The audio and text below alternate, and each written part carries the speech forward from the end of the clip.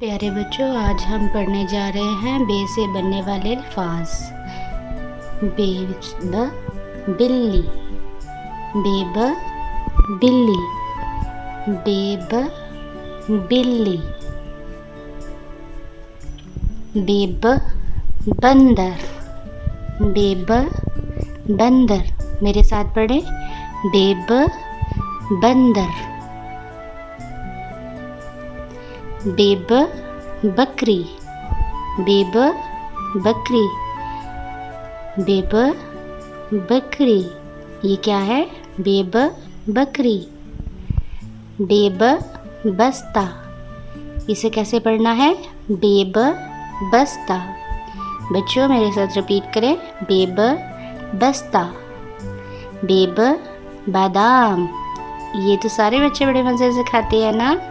Babe बादाम। मेरे साथ पढ़े, बेब बादाम। आओ सीखें बे की बातें, कितनी प्यारी है ये सौगातें। बे से बिल्ली, बे से बंदर, बे से बकरी, बे से बस्ता और बे से बादाम। ये है बे का प्यारा सा